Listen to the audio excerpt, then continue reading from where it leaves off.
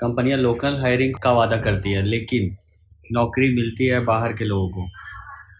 तो झारखंड के युवा आखिर कहाँ जाए सर? देखिए, ये जो आपने बात कही ये पार्शियली करेक्ट है, फुली करेक्ट नहीं है। और हम लोग जो जमीन रियलिटी पर देख रहे हैं, हमको लगता है कि 80% 85% से ऊपर की नौकरियां जो है वो लोकल लोगों को मिला होगा। लेकिन जब आप एनटीपीसी और सीसीएल की बात करते हैं तो यहाँ लैंड लूजर्स भी होते हैं, जिनकी जमीन गई हुई होती है। उनको ऐसा लगता है कि उनका जमीन गया है तो उनको रोजगार मिलना ही चाहिए।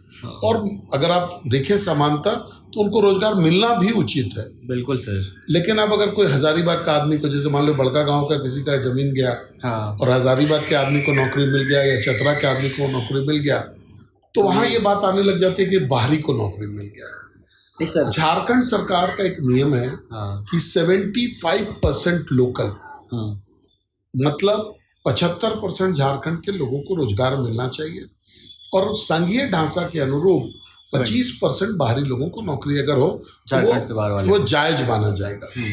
इससे बहुत ऊपर का फिगर यहाँ का है। लेकिन समस्या ये है कि जो लैंड लूजर्स है उनमें से तमाम लोगों को, उनमें से 100% लोगों को नौकरी नहीं मिल पाई है। अब इसमें से कुछ तो भ्रामक सिचुएशन भी है, जैसे सीसीएल में 2 एकड़ जमीन पर नौकरी देने का प्रोविजन है, तो एनटीपीसी में नौकरी देने का प्रोविजन नहीं है। उसमें अनिनेशन जिसको बोलते हैं, जिसको आम भाषा में लोग पेंशन बोलते हैं, पेंशन मिलता है, वो लेने का प्रोविजन है। अब लोग उसको ले भी लेते हैं तो, और उसके बाद भी बोलते हैं कि जी हमारी जमीन चली गई, हमारा ये नौकरी हमको नहीं मिला है। तो ये कैच 22 सिचुएशन है। प्रयास तो यही है कि जितना अधिक से अधिक लोगों को नौकरी मिले। अभी 2 दिन पहले मेरे पास एक ग्रुप के लोग आए थे केरेडारी के। उन्होंने माइंस विशेष के बारे में बोला कि जी एक रूम उन्होंने बनाया है, हॉल है, जिसमें हम लोग 400 लड़के जो है गांव के जाते हैं, बैठते हैं, कोई काम नहीं है हम लोग को। तो हमने उनसे पूछा कि आपको तनख्वाह मिलता है ना? बोला कि हाँ तनख्वाह बिल्कुल मिल रहा है, पिछले 8-9 महीने से मिल रहा है, लेकिन बिठा करके हमको कब तक देगा? तो आपके प्रश्न का ये जवाब है कि हम लोग प्रयास कर रहे हैं कि अधिक से अधिक लोग, जितना इनका रिक्वायरमेंट है उससे भी ज्यादा लोगों को रोजगार मिले। लेकिन सच्चाई ये भी है कि माइनिंग कंपनीज बहुत ज्यादा रोजगार नहीं दे सकती हैं, क्योंकि लिमिटेड रहता है जो भी है। जो रोजगार जो है वो लिमिटेड है। और मैं आपको गारंटी के साथ कह सकता हूं कि जो झारखंड सरकार का जो नियम है 75% लोकल झारखंडियों के रिजर्वेशन का, उससे हम लोग कहीं आगे हैं। लेकिन जरूरत है कि जो लैंड लूजर है, जो वहां पर जो सफरर है, जिसको वहां का धूल धुआं मिल रहा है, उसको नौकरी मिले, इसका हम लोग वकालत करते हैं। बिल्कुल सर। सर आपने खुद एनटीपीसी पर धरने पे बैठे थे, लेकिन वहाँ के कुछ लोग आज भी कहते हैं हमसे पूछा नहीं गया, मुआवजा अधूरा है। तो आखिरी सरकार और कंपनी के बीच कौन जनता आवाज उठाएगी? देखिए, धरना पर बैठना अगर कोई भी आदमी गलत करे, जिला प्रशासन गलत करता है उसके खिलाफ हम लोग धरने पे बैठते हैं। बिजली विभाग अगर गलत करता है उसके खिलाफ हम लोग धरने पर बैठते हैं। पुलिस विभाग अगर गलत करता है तो उस पर हम लोग धरने पर बैठते हैं। उसी प्रकार से अगर एनटीपीसी सीसीएल कोई गलती करे तो उस पर हम लोग धरने पर बैठते हैं। मुआवजा को लेकर सर आपका ये बिल्कुल गलत आरोप है कि मुआवजा आधा अधूरा मिलता है। आप ये जरूर कह सकते हैं कि किसी किसी लोगों को मुआवजा नहीं मिलने में देर हो रहा है या कोई टेक्निकल रीजन से। जैसे मान लीजिए कोई जमीन है जो विवादित हो, जिसका टाइटल क्लियर नहीं हो कि मेरी जमीन है या आपकी जमीन है, तो ऐसे केसेस में एनटीपीसी जो है ये पैसा ट्राइब्यूनल में जमा करा देता है कि जो केस जीत करके जाएगा उसको ये पैसा मिलेगा। लेकिन हम दोनों लोग जब ओपन फोरम पर बात करते हैं तो हम भी बोलते हैं कि हमको मुआवजा नहीं मिला, आप भी बोलते हैं मुआवजा नहीं मिला। लेकिन टेक्निकली मुआवजा किसी एक व्यक्ति को मिलना है। और वो व्यक्ति कौन होगा, जब तक ये निर्णय नहीं हो तब तक इसका फैसला एनटीपीसी नहीं कर सकती। क्या सर मुआवजा? अब मैं आपको, जब ये आपने टॉपिक छेड़ा है, ये बहुत अच्छी टॉपिक है, लोगों को जानना चाहिए। बिल्कुल बिल्कुल सर। अब देखिए 4 प्रकार के मुआवजे वहां पर है। एक जमीन का है, कि जमीन जो है, जिसका जमीन है उसको निर्धारित रेट से पैसा मिलना है। दूसरा, उस जमीन पर जो एसेट है, मतलब मकान जो है उसका मिलना है। बिल्कुल। उसके भी कई कैटेगरीज हैं कि मकान अगर पक्का है, टाइल्स है, कच्चा है, खपड़ैल है, सबका अपना अपना श्रेणी है, उसका मुआवजा मिलना। उसके बाद उसमें कोई एसेट है, जैसे कुआं है, पेड़ है, तालाब है, उसका पैसा मिलना है। और चौथा, विस्थापन जो है, जो लोग वहां से छोड़ रहे हैं उनका पैसा मिलना। ये 4 प्रकार का मुआवजा एनटीपीसी के द्वारा वहां दिया जाता है। जब ये चारों कंप्लीट हो जाता है तो 5वां मुआवजा जो है वो अननेशन का, जिसको लोग पेंशन बोलते हैं, वो फिर शुरुआत उसकी जब लैंड एक्विजिशन हो जाता है तो उसके बाद उसकी शुरुआत होती है। जमीन के मामले में अगर विवादित नहीं हो तो कई बहुत कम डिस्प्यूट है। अगर विवादित है तो पैसा जमा हो जाता है, फिर जिसका विवाद अगर खत्म होगा उसके बाद कोई लेता है।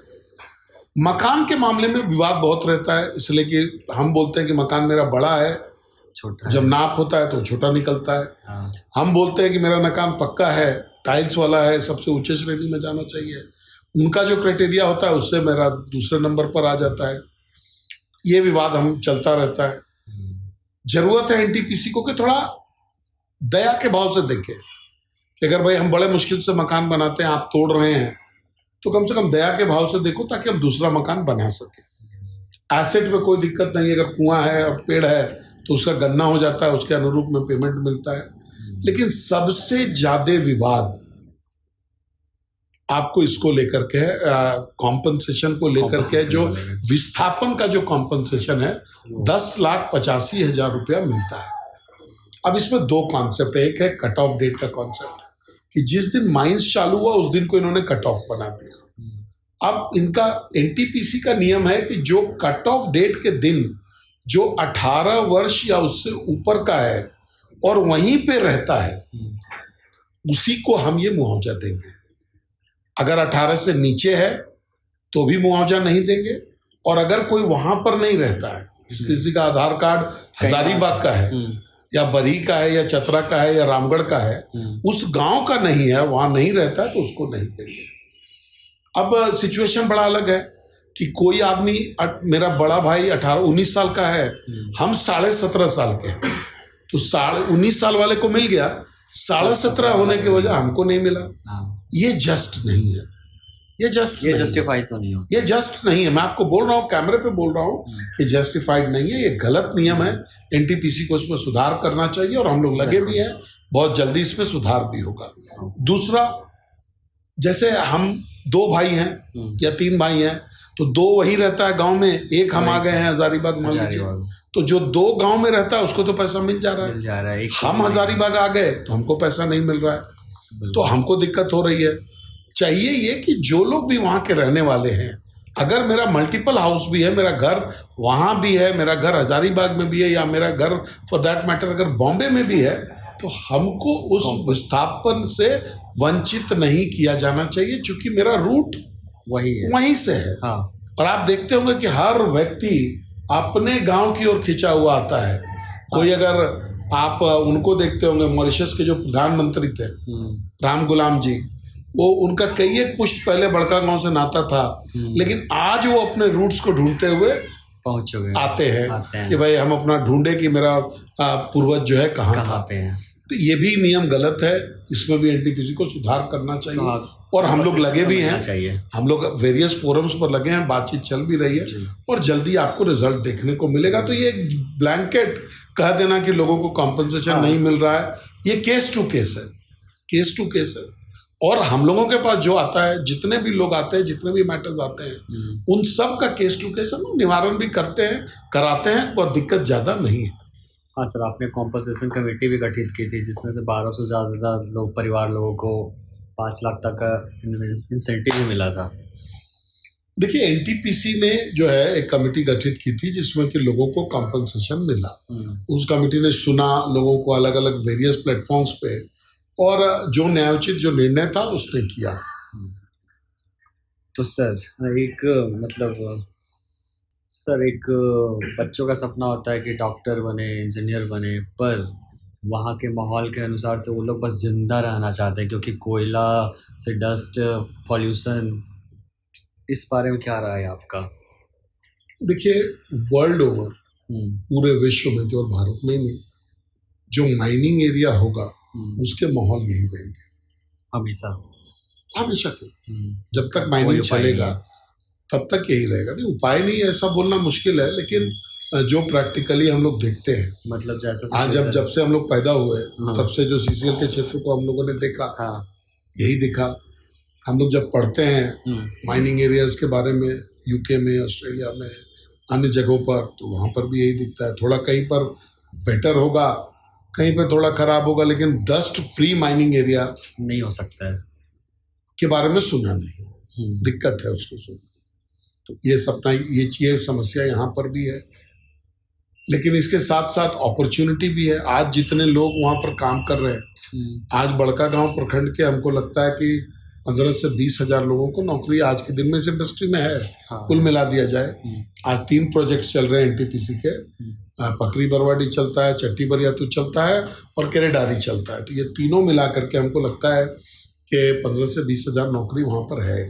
तो इतने परिवारों को आर्थिक सपोर्ट मिल रहा है आज के दिन में, जो ये परिवार पहले केवल और केवल इस पर डिपेंडेंट थे, खेती पर, कृषि पे, एग्रीकल्चर पे। अब जो लोग विस्थापित हो रहे हैं वो लोग अलग अलग जगहों पर अपना शिफ्ट कर रहे हैं। कुछ हजारीबाग आ रहे हैं, कुछ रांची जा रहे हैं, कुछ रामगढ़ जा रहे हैं, कुछ वहीं पर अगल बगल के गाँव में अपना जमीन खरीद करके बस रहे। नया सेटलमेंट हो रहा है। मैं लोगों को एडवाइस इतना जरूर करना चाहूँगा कि जो माइनिंग एरिया है या जो प्रस्तावित माइनिंग एरिया है, अगर आप वहाँ से हट रहे हैं तो थोड़ा दूर अपना घर बनाइए, थोड़ा दूर जाइए, ताकि ये जो माइनिंग से रिलेटेड जो पोल्यूशन है ये आपके जीवन को इफेक्ट नहीं करे। जैसे माइनिंग तो बड़ा दुखदाई रहता है, जहाँ पर भी रहेगा वहाँ पे दुर्घटनाएं होती रहती है सर, भी होती हैं। दुर्घटना में जान भी बहुत जाता है, बहुत गई भी है। और आपका जो है पोल्यूशन का भी, अच्छा चला हुआ माइंस में भी पोल्यूशन होता है। जो अच्छे से नहीं करते हैं उनका तो मत, तो खैर पूछिए ही मत। लेकिन सौभाग्य से इस इलाके में थोड़ा बेटर माइनिंग है सीसीएल के कंपैरिजन। तो आप देखिएगा कि यहाँ पर थोड़े परेशानी लोगों को कम है, लेकिन फिर भी जीरो हो जाए ऐसा जरूरी नहीं है। तो ये जो डेवलपमेंट है, या जो कहिए कि आपके एरिया में माइंस, आपके एरिया में कोयला है, आपके एरिया में माइंस खुला तो आपके पास जॉब का अपॉर्चुनिटी आया, तो साथ में पोल्यूशन भी आपके पास आया। बिल्कुल। आपके पास बिजनेस के अपॉर्चुनिटी आए तो साथ में धूल और धुआं दोनों आपके पास आया। तो ये प्रैक्टिकली आपको एक्सेप्ट करना पड़ेगा और इसके साथ जीने का आपको जो है काम करना पड़ेगा। ठीक है सर।